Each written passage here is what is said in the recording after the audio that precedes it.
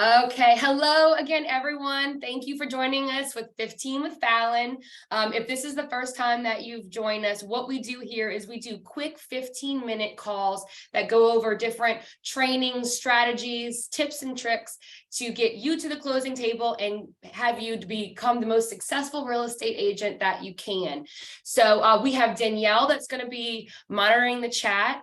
So if you do have any questions or any comments, please go ahead, put it down in there. We're going to try to get to questions today. I will say we have a lot of information, but any questions that go in that chat, I will make sure I get in touch with you and address it and make sure you're comfortable with the information. So let's get started. Today we are talking about FHA loans. Now, this is not a foreign concept to most of you, because if you have a couple of deals under your belt, there's a really good chance that you had experience with an FHA loan at some point in time. It's a very common loan type. But what we're going to do is I want to go over basically an overview of some of the guidelines. Now, this call is not intended for you to learn how to be an underwriter or a loan officer. That's not what we're trying to do here. I just want to arm you with as much information as possible. That way you are familiar with this loan type, you know a little bit more about it, you're familiar with the terms, and there's a good chance that, there's maybe some alerts or red flags that you may see out in the field or maybe in the condition of the property that may help you avoid some headache if we can jump in front of that. So FHA, what does it stand for? It stands for the Federal Housing Administration. This is a part of the U.S. Department of Housing and Urban Development. Now, a lot of people think that FHA stands for first-time home buyer, something or another. They think that FHA is a first-time home buyer program, and it actually is not. Although a lot of first-time home buyers, they do take advantage of the FHA loan. It is common for that, but it's not required for you to be a first-time home buyer to use it. In fact, you can have had multiple FHA loans or properties in the past. So that's a very common misconception, especially among buyers, that you can kind of help clear up for them whenever you start looking at homes. So there are many benefits to this loan. So the question usually comes up is, why would somebody do an FHA loan over a conventional or USDA? There are a lot of different criteria for these. So sometimes a buyer will qualify for more than one loan type, and you have to kind of weigh the pros and cons. So that's why make sure that your lender is looking into this buyer's particular situation, because there could be some reasons to maybe go FHA over a conventional or vice versa. So one of the main benefits of the FHA loan is that it has a very flexible tolerance for credit score. FHA can approve a file with a credit score of as low as 500. So that is one of the lowest credit scores for the conforming loans that are available and out there. So that helps a lot of home buyers get into homes. Now, at a 500 credit score, the down payment is higher than the typical 3.5% that we hear about with FHA loans. So just to kind of clear that up, if you have a 500 credit score to a 579 credit score, you will be required to put down at least 10%. Now, if you have a 580 or above, it is only 3.5% down, which is another huge benefit to the FHA loan, because that is a very low down payment to get into a home. Now, FHA also has very flexible debt to income ratio requirements. And now, what is debt to income ratio? So what that is, it is how much money do you have coming in a month and how much money do you have going out a month on housing, on credit cards, on car payments. It takes that number and puts it into a ratio. So for FHA, if you have great credit and a lot of positive factors, FHA will sometimes allow you to have a ratio up to about a 56.99, which is a pretty high ratio. And just to put it into perspective, with the same positive factors on a conventional loan, you're only really able to go to about 50%. And again, this is different for every person's scenario, but I want to kind of show you that there is more flexibility in FHA. So that's why you'll see sometimes a buyer that is approved for conventional go FHA, because many times or potentially they could possibly afford more house with an FHA loan than they can with a conventional loan due to those requirements. So that is a pretty great benefit. Now, for FHA, a lot of people think, okay, you can just get a single family residence, and that is not the case either. You can purchase up to a 4-unit property with an FHA loan, as long as one of those units is going to be your primary residence, which, if you really think about it, that's fantastic, because many other loan programs, if you're purchasing a multi-unit property, they're going to ask for more than 3%, 3.5% down. So it's great for your buyers that kind of have that investment mindset. They can get into property, live in one unit, rent out the others, and it's a great loan type to do that. Also, with the buyers that have that investment mindset, if you know your buyer is looking to purchase a home, they're going to live in it for a while, and then they're going to probably go buy something else and keep that home to rent out, they will be able to keep that FHA loan if they stay in that residence for at least 1 year. So after that 1 year, they're able to rent out that property and go on to get another property. So again, that's very, very flexible for a lot of buyers that are looking to be investors eventually. All right, so another interesting fact about FHA is that there are no income limits. If you're familiar with a USDA loan or in some other loan types, if you make over a certain amount of money, then you will not qualify. With FHA, there are no loan limits, and also with no area restrictions like USDA. With USDA, there are only certain eligible areas that you would qualify. So those restrictions do not go towards FHA. Now, with all of those benefits, of course, there are some restrictions. And this is kind of where I want you to, as a real estate agent, keep your ears open, keep an eye out, because if you catch one of these red flags, a lot of times we can jump in front of it and either reevaluate that loan type for your buyer, or maybe go in a different direction. So FHA, it requires the residence to be your primary residence. So if they're looking to get a second home, or they're looking for an investment property, unless they are living in one of those units as their primary residence, FHA will not be approved for them. There are loan limits to an FHA loan. So in this area, well, most of the country, the current loan limit for a 1-unit property is $472,030. That is the loan limit for a 1-unit property. Now, does that mean you can't buy $1 million property with an FHA loan? Nope, you absolutely can. You can just only finance $472,030. The rest of it is going to have to come out of pocket. So that's just something to keep in mind if you're looking at houses right on that border with an FHA buyer. Now, if it's a 2-unit, 3-unit, 4-unit property, that loan limit is increased with each unit to make it possible to purchase multi-unit properties. But we're just going to stick with the single family.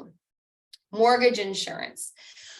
For the most part, with an FHA loan, the mortgage insurance will stay on the payments for the life of the loan. Now, if you did not get a chance to see our call a couple of weeks ago on mortgage insurance, please go check it out. Go to 15withfallon.com.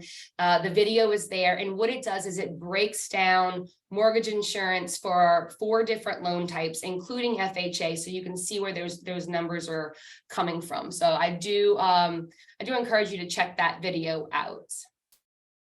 If you have a buyer that is dead set on getting a condo, and they give you a pre-approval letter that says that they are approved with FHA, What I would do is I would contact that lender and see if there is any way to get approved for possibly a conventional loan. And the reason I say this is because there are not many FHA approved condos out there. I believe that about 6.5% of the condos out there or in the area or FHA approved. So that's not many.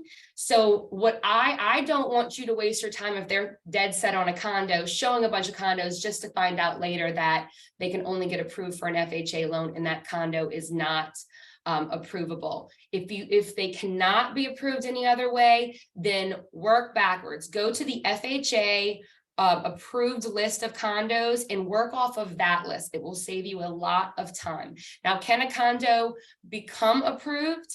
Absolutely. It is a complex multi-step process that we're not going to get into on this call. But I will say that the HUD says the success rate of getting a condo approved when it is not is usually about 50%. So again, if you're going to tackle something like that, just make sure that your buyers and you are ready for the challenge.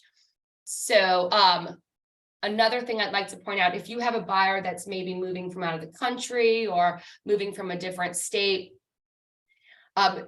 they must actually inhabit the residence after closing within 60 days. So you have to make sure that timing works out. If it's any more than that, FHA will not approve the loan. So just make sure you keep that in mind. A few other things that are common misconceptions is the fact that in Louisiana, so I know that a lot of agents on the call were licensed in Louisiana, some in Mississippi, some in Texas, because that's our bordering states. So Louisiana and Texas are community property states. Mississippi is not. So what I'm about to say applies to Louisiana and Texas.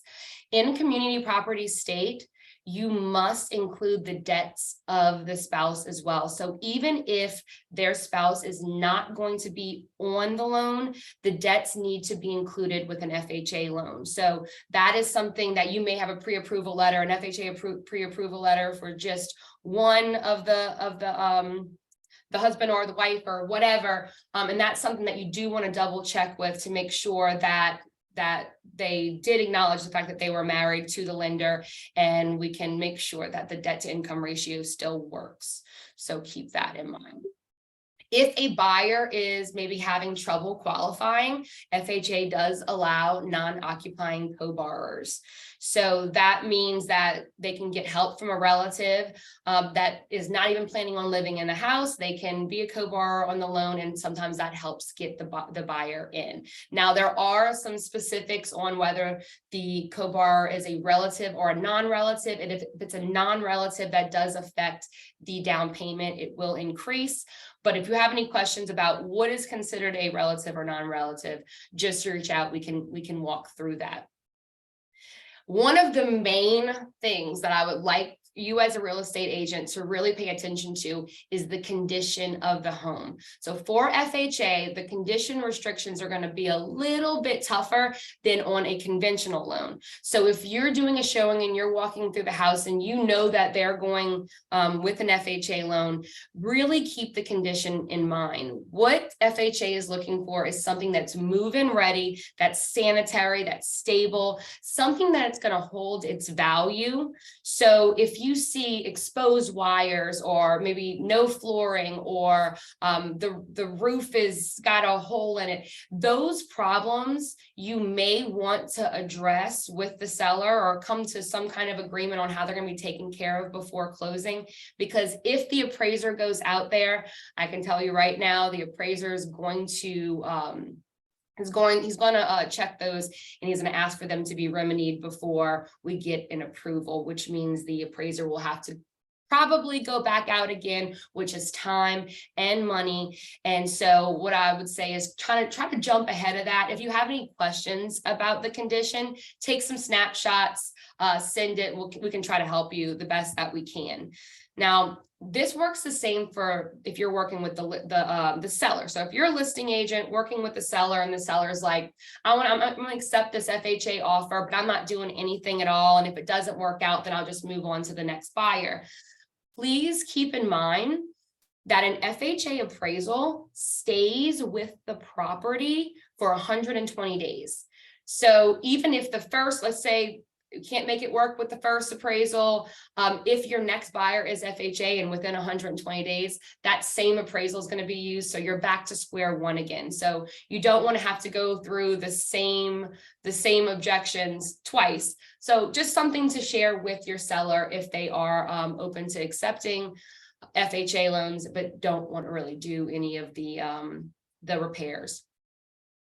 If you come to a complete halt with this, we do have an FHA renovation loan. It's a 203K loan. This is a great way to get a buyer FHA approved into a home that maybe does have some of these repairs. The repairs would be factored into the loan amount and they would begin right after closing. So that would in turn make the FHA loan approvable for situations like that. So something to keep in the back of your mind.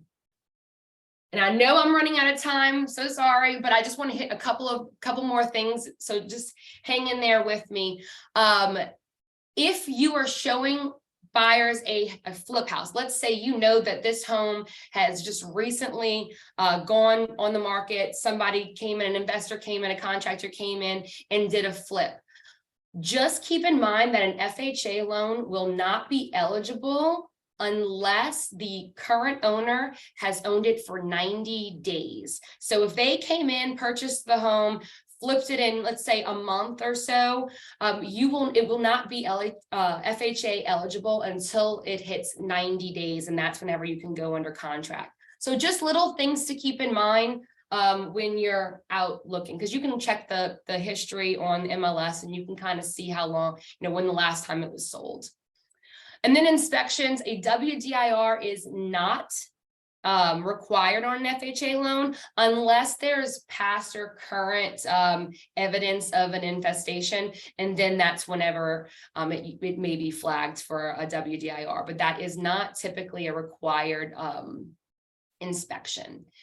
And then last but not least, seller concessions. On an FHA loan, you can ask the seller for up to 6% of the sales price in seller concessions. That's one of the highest percentages for most of the conforming loan types. So with that 6%, you typically are able to cover all closing costs, escrows, all of that. So that's a nice benefit too, because if you can work that into the deal, it really helps the borrower if they don't have a lot of funds to bring to the table other than their 3.5%. So I'm going to wrap it up there. I'm sorry for going a couple minutes over, but there is just a lot of information when you're talking about loan types. And what the plan is we're going to cover conventional next, and we're going to cover USDA, VA. We're going to do this for the next couple of calls. That way you can really compare and contrast the different loan types.